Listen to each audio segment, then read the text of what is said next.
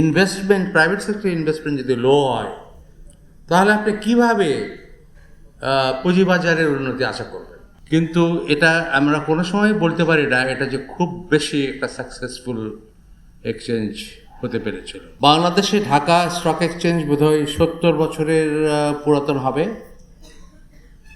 কিন্তু এটা আমরা কোনো সময় বলতে পারি না এটা যে খুব বেশি একটা সাকসেসফুল এক্সচেঞ্জ হতে পেরেছিল, এবং আজও নানান ধরনের সমস্যায় ভারাক্রান্ত।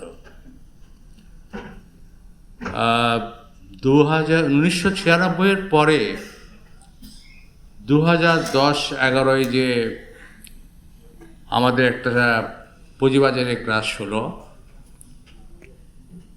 এ থেকে প্রায় টানা 15 বছর ধরে পুঁজিবাজার বিভিন্ন সমস্যায় জর্জরিত, এবং গত 15 বছর ধরে আমি যদি খুব সংক্ষেপে বলি, দুটা ঘটনা আমার মনে হয় পুঁজিবাজারে দীর্ঘমেয়াদী সমস্যার সমাধান করেছে। একটা হচ্ছে 1910-11 যখন শেয়ার মার্কেট প্লাঞ্জ করলো, তখন অলিখিতভাবে একটা আদেশ দেওয়া হলো এসিসি থেকে যে ফোর্স সেল করা যাবে না।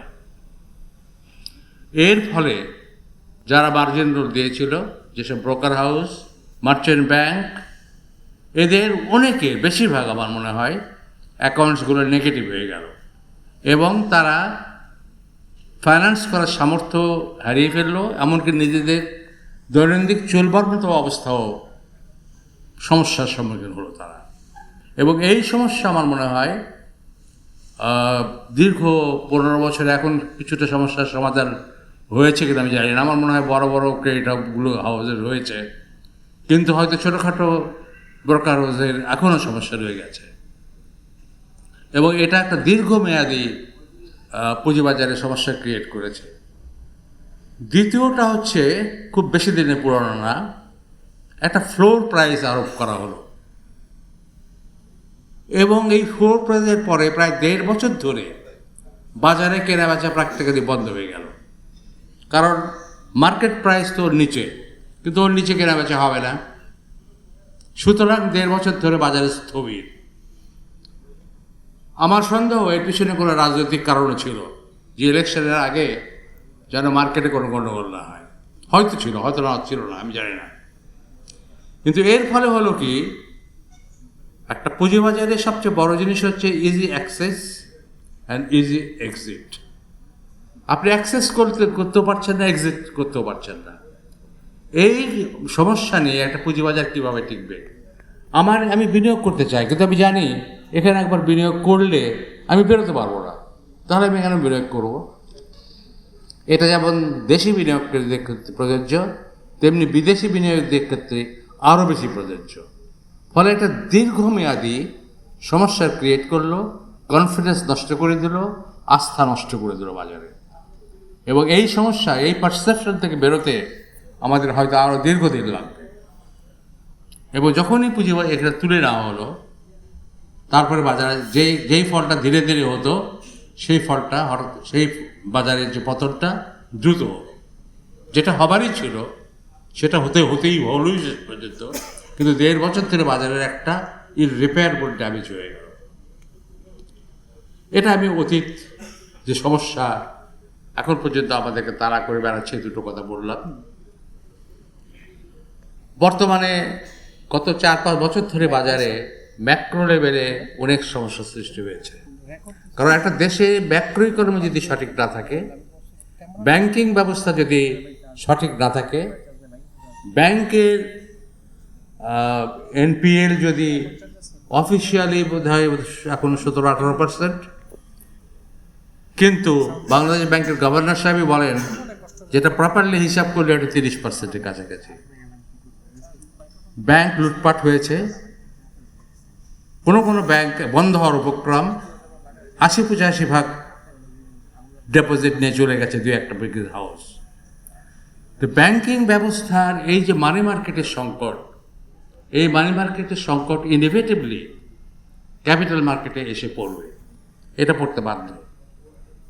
কারণ পুঁজিবাজারটা তো আপনি ইন আইসোলেশন কাজ করছে না, it's a part of the total economy. Economy যদি সুস্থ না থাকে তো পুঁজিবাজার খুব চাঙ্গা হবে, এইটা ধারণা করা আমূলক। আমরা রিসেন্টলি গত 4-5 বছরে যে সমস্যাগুলো অনুধাবন দেখছি, সেটা হচ্ছে, এক নম্বর হচ্ছে ম্যাসিভ টাকার অবমূল্যায়ন। আমার মনে হয় ডলারের সঙ্গে অ্যাবাউট 40% অল অন সাডেন। ইউএফটিসিএল এর সাথে ইনভেস্টমেন্ট এখন আরো ইজি। আমাদের নিজস্ব ট্রেডিং অ্যাপ ইউএফটি ফার্স্টে পাচ্ছেন শেয়ার বাজারের সম্পূর্ণ সমাধান, এনলিস্টেড কোম্পানির অ্যানালাইসিস থেকে শুরু করে রিয়েল টাইম আপডেট, সবকিছুই এখন এক প্ল্যাটফর্মে। ঘরে বসেই ট্রেড করতে চান? তাহলে আমরা দিচ্ছি তার বেস্ট সলিউশন। মার্কেটের সব প্রয়োজনীয় তথ্য জানা থাকলে বিনিয়োগের যাত্রা হয়ে ওঠে আরো সহজ।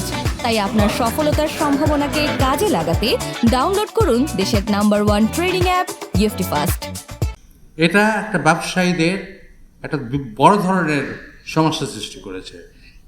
তাদের ফাইন্যান্সিয়াল কস্ট বেড়ে গেছে, যাদের বিদেশ থেকে ঋণ ছিল তাদের রিপেমেন্ট, কারেন্সি ফ্ল্যাকচুয়েশনের কারণে তাদের রিপেমেন্ট প্রবলেম হয়ে গেছে। যারা ইম্পোর্ট কস্ট বেড়ে গেছে, এবং তার উপর আবার রিজার্ভ কমে যাওয়ায় এলসি বন্ধ করে দেওয়া হয়েছিল 25% to 30%, যেটা এতদিনে বোধহয় কিছুটা রেস্টোর হয়েছে। হাই ইনফ্লেশন সৃষ্টি হয়েছিল, এখনও আছে, গত বছর 2 থেকে কিছুটা স্টেবিলাইজ করেছে, কিন্তু এখনও আছে 10%-এর উপরে। একটা বড় সমস্যা যেটা খুব কম আলোচিত হয় সেটা হচ্ছে আমাদের সরকারের রেভিনিউ ইনকাম খুবই কম। আমাদের বাজেট বৃদ্ধি করা যায় না, বড় করা যায় না, এবং বাজেট বড় না করা গেলে আমাদের গ্রোথ এফেক্ট করে। এর একটা প্রধান কারণ হচ্ছে আমাদের tax GDP ratio is below 8%। 8% কিছু উপরে ছিল, এখন 8% থেকেও কমে গেছে। We are the lowest tax-paying country in South Asia and one of the lowest in the whole world. এখন কালো টাকার ছাড়াছাড়ি 10% করে ডিক্লারেশন দিলেও 10% ট্যাক্স দিয়ে লিগালাইজ করে দেন, এটা বললেও কেউ দেয় না, কারণ 10% দেবে, কারণ দেবো আমি, আমার তো কোনো সমস্যা হচ্ছে না। তো এর ফলে হচ্ছে কি, সরকারকে বাধ্য হয়ে ঋণ করতে হচ্ছে, সেটা ইন্টারনাল সোর্স থেকে এবং এক্সটার্নাল সোর্স থেকে। আমার মনে হয় বর্তমানে এক্সটার্নাল সোর্স থেকে ঋণ পাওয়ায় বিবিধ সমস্যার সৃষ্টি হচ্ছে এবং ভবিষ্যতে আরও হবে। ইন্টারনাল লোন যেটা হচ্ছে, এবার ট্যাক্স কালেকশন আরও, যেটা টার্গেট ছিল খুব উচ্চভিলাষী টার্গেট ছিল, কিন্তু রিয়েল রেভিনিউ সাংঘাতিক কমের দিকে। সুতরাং সরকারকে ব্যাংক থেকে লোন ধার করতে হচ্ছে অনেক বেশি। তো যদি ব্যাংকের উপর এত নির্ভর করতে হয়, তাহলে ব্যাংকের রিসোর্স চলে যাচ্ছে সরকারের কাছে। এবং ইনফ্লেশন কন্ট্রোল করার জন্য আমরা পলিসি রেটও বাড়িয়ে দিয়েছি। আমাদের ট্রেজারি বন্ড 12.5% বিক্রি হয়েছে, এখন অবশ্য একটু কমে বোধহয় 10.5 নেমে এসছে। তো এখানে এই যে একটা বিনিয়োগকারীর যে অপশান, আমি কি পুঁজিবাজারে যাব, না ব্যাংকে এফডিআর করব, নাকি ট্রেজারি বন্ড কিনব, এই চয়েসটা গত কয়েক মাস ধরেই ট্রেজারি বন্ডের ফেভারে চলে গেছে। এবং আমি রিসেন্টলি প্রথম আলোতে একটা আর্টিকেল পড়লাম যে প্রায় ব্যাংকেই যে ক্রেডিট দেওয়া হয়েছে তার প্রায় সমান ইনভেস্টমেন্ট করেছে, এবং প্রবাবলি ইন ট্রেজারি বন্ডস। এই হচ্ছে ব্যাংকিং সেক্টরের অবস্থা। সুতরাং পুঁজিবাজারকে বাঁচতে হলে ফান্ডটা আসবে মানি মার্কেট থেকে, ফ্লো করবে। আমার মনে হয় মানি মার্কেট থেকে ক্যাপিটাল মার্কেটে ফান্ড ফ্লো করা অত্যন্ত সীমিত হয়ে গেছে, এবং এটা অদূর ভবিষ্যতে খুব ইমপ্রুভ করবে এটা মনে হচ্ছে না। এবং ব্যাংকরা পুঁজিবাজারের রিস্কি এরিয়াতে ইনভেস্ট না করে বন্ড মার্কেটে চলে যাবে, এটাই খুব স্বাভাবিক, এবং গেছেও তাই। যার ফলে আমরা একটা খুব হাই ইন্টারেস্ট রেজিমে বাস করছি, যেখানে ইনভেস্টমেন্টরা স্বাভাবিকভাবেই ইনভেস্টমেন্টে ইন্টারেস্ট পাওয়ার জন্যই বেশি উৎসাহী হওয়া অত্যন্ত স্বাভাবিক।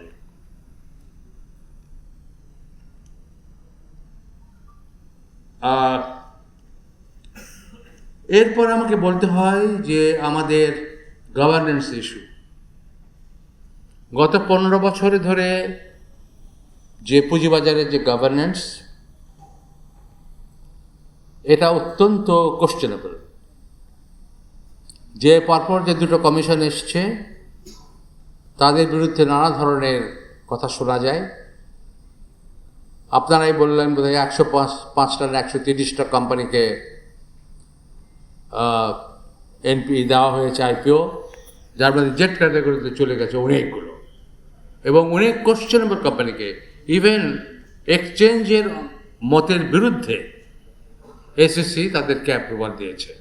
এইগুলো এখন একটা বার্ডেন হিসেবে এসে এবং এই ওভারঅল কোয়ালিটি হ্যাম্পার করেছে, এবং কোয়ালিটি হ্যাম্পার করলে বিনিয়োগকারীর আস্থাটাও কমে যায়, সেটা ঘটেছে। এরপরে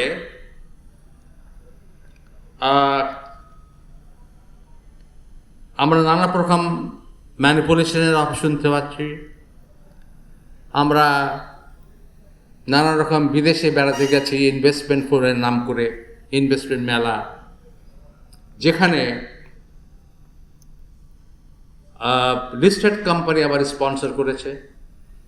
এটা কী ধরনের কনফ্লিক্ট অফ ইন্টারেস্ট কী ধরনের হয়েছে এটা বোঝাই স্বাভাবিক, এবং রেগুলেটরের সঙ্গে যে দূরত্ব রেগুলেটরকে মেনটেন করা উচিত সেটা না করে তারা পারস্পরিক পিকনিকের বন্ধু হয়ে গেছে। 10টা-11টা কান্ট্রিতে এটা হয়েছে, এবং এর ফলাফল হয়েছে আমাদের ফরেন ইনভেস্টমেন্ট আরও কমে গেছে। এটাই স্বাভাবিক। এবং তার চাইতে ভয়ঙ্কর যে রেগুলেটরের এগেনস্টে খুব সম্ভবত গত 15 বছরে প্রথমবারের জন্য কিছু কিছু দুর্নীতির অভিযোগ শোনা যাচ্ছে। এসএসসি যত রকম দোষ ত্রুটি থাকুক, এই কমিশনের এগেনস্টে দুর্নীতির অভিযোগ কিন্তু আমি আগে কোনোদিন শুনি নাই। ফর্চুনেটলি বর্তমান যে কমিশন হয়েছে তাদের অভিজ্ঞতার অভাব থাকতে পারে, কিন্তু তাদের বিরুদ্ধে তাদের আন্তরিকতার অভাব বা তাদের সততার অভাব এ ধরনের ঘটনা এখন পর্যন্ত বারো আমি অন্তত জানি না। সেদিক থেকে আমার মনে হয় তারা অভিজ্ঞতা কিছু রাখবে বলে আপনাদের সঙ্গে যদি তারা প্রপারলি কোঅপারেট করে, মার্কেট ফ্রেন্ডলি হবার চেষ্টা করে, তাহলে আমার মনে হয় এই রেগুলেটর অনেক বেটার কাজ করতে পারবে।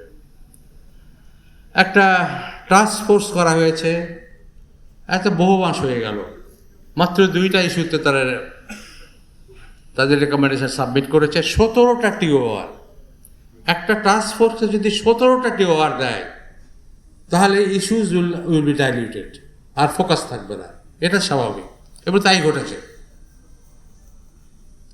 আমাদের একটা প্রধান ইস্যু যেটা কিভাবে আমাদের বহু কোম্পানি আছে, অ্যাটলিস্ট 50টা কোম্পানি আছে যাদেরকে বাজারে নিয়ে আসতে পারলে বাজার সমৃদ্ধ হতো, তাদেরকে কিভাবে আনা যায়, এটা এই টাস্ক ফোর্সের একটা প্রধান লক্ষ্য হওয়া উচিত ছিল। What is wrong? তারা কেন আসছে না? এটা কি আইপিও প্রাইসিং পলিসির জন্য আসছে না, নাকি অনেক রুলস রেগুলেশনের জন্য আসছে না, নাকি এখানে সমস্যা না কোথায়? এবং তারা যদি না আসে, আমরা যত কথাই বলি, ভালো কোম্পানি না আসলে পুঁজিবাজার সমৃদ্ধ হবে না। আপনি একটা বিনিয়োগ যদি করতেও যান তো কোথায় বিনিয়োগ করবেন? আপনারা দেখবেন বিনিয়োগ করার মতো কোম্পানির সংখ্যা অত্যন্ত কম। সুতরাং এই সমস্যার সমাধান করতে হবে, কিভাবে করা যায় এটা দেখতে হবে।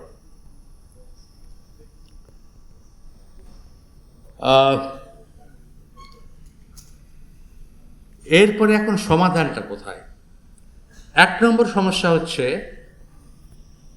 আমরা এক্সিস্টিং যে আমাদের সরকার আছে, অনেক সদিচ্ছা নিয়ে আসছেন। একটা বহু সমস্যার পরে ছাত্র জনতার আন্দোলনে আমরা একটা স্বৈরাচারী সরকারকে পতন ঘটিয়ে নতুন একটা সরকার আনতে পেরেছি। কিন্তু এ ধরনের শর্ট টার্ম একটা ইন্টারিম গভর্নমেন্ট যখন কাজ করে, তাদের লং টার্ম পলিসি করা সম্ভব না। এবং লং টার্ম পলিসি যদি না হয় তাহলে দেশের অর্থনীতিতে এর সুফল আসবে না। লং টার্ম পলিসি না করলে দেশীয় বা বৈদেশিক বিনিয়োগ আসবে না। লং টার্ম পলিসি না আসলে পোর্টফোলিও ইনভেস্টমেন্টও সহজে আসবে না, বৈদেশিক সাহায্যও হয়তো আসবে না। কারণ বিদেশরা যখন এদেশে ইনভেস্ট করবে বিদেশিরা, তখন দেখবে কনসিস্টেন্সি অফ পলিসি, একটা লং টার্ম পলিসি এবং একটা long term preferably Democratic government. তো এইটা না হওয়া পর্যন্ত আমাদের কিন্তু আর্থিক খাতে বিনিয়োগ আশানুরূপ নাও হতে পারে। এবং এটার প্রতিফলন আমরা এখন দেখতে পাচ্ছি যে প্রাইভেট সেক্টর ক্রেডিট গ্রোথ এবার মাত্র 7%। এটা রিসেন্ট ইয়ার্সের মধ্যে আমার মনে হয় সবচেয়ে লো। তখন এ ধরনের যদি ইনভেস্টমেন্ট, প্রাইভেট সেক্টর ইনভেস্টমেন্ট যদি লো হয়, তাহলে আপনি কীভাবে পুঁজিবাজারের উন্নতি আশা করবেন? মানে আমাদের ব্যাংক থেকে লং টার্ম যেটা আমাদের শর্ট টার্ম ডিপোজিট আর লং টার্ম ক্রেডিট, এই যে মিসম্যাচ আছে, এই মিসম্যাচটা আরও বেশি হবে যদি আমাদের প্রাইভেট সেক্টর ইনভেস্টমেন্ট না হয়। যখন আমাদের প্রাইভেট সেক্টর ইনভেস্টমেন্ট এমন একটা পর্যায়ে পৌঁছবে যখন এটাকে ব্যাংক আর কোপ করতে পারছে না, ব্যাংকের পক্ষে আর লং টার্ম ইনভেস্টমেন্ট দেওয়া সম্ভব না, তখন তারা বাধ্য হবে পুঁজিবাজারে আসতে। এবং আমাদের পুঁজিবাজারে কতগুলো সমস্যা আছে। আসবে কখন? গ্রিনফিল্ড কোম্পানি আসতে পারছে না, কিন্তু আসতে পারছে existing company with good track record. তার মানে এখানে আসতে পারছে only for expansion or for working capital. তো একটা কোম্পানি যখন এগুলো করতে চায় তখন তাদের ইমিডিয়েট ক্যাশ দরকার, কিন্তু এখানে আইপিও হতে একটা লং টার্ম ব্যাপার। আর ব্যাংকে গেলে 1 মাসের মধ্যে সে ক্যাশ পেয়ে যাচ্ছে অনেক সহজে। সুতরাং স্বাভাবিকভাবেই একটা এন্টারপ্রেনিয়ার ব্যাংকিং ফাইন্যান্সটাই পছন্দ করছে। এই একটা বড় ধরনের সমস্যা। সুতরাং ম্যাক্রো ইকোনমির সঙ্গে আমাদের পুঁজিবাজারের উন্নয়ন কিন্তু আলাদা নয়। ম্যাক্রো ইকোনমিক কন্ডিশন যদি ভালো না হয়, ইনভেস্টমেন্ট ক্লাইমেট যদি ভালো না হয়, সেক্ষেত্রে শুধুমাত্র পুঁজিবাজারের একটা উন্নতি হবে এটা আশা করা যায় না। আমি খুব বেশি সংক্ষিপ্ত করলাম, বেশ সময় হয়ে গেছে। তো আমি বলেই সংক্ষিপ্ত করব যে আমরা আশা করব যে ট্রেজারি বন্ডের যে সুদের রেট এটা আস্তে আস্তে একটু কমছে। আমাদের কারেন্ট অ্যাকাউন্ট এবং balance of payment position improve করছে। রিজার্ভ পজিশন মোটামুটি স্ট্যাটিক আছে কিছুদিন ধরে, এবং এক্সচেঞ্জ রেটও মোটামুটি, অবশ্য যদিও এটা ফ্রি মার্কেটে ছেড়ে দেওয়া হয়নি, তারপরেও এক্সচেঞ্জ রেটটা মোটামুটি স্টেবল আছে।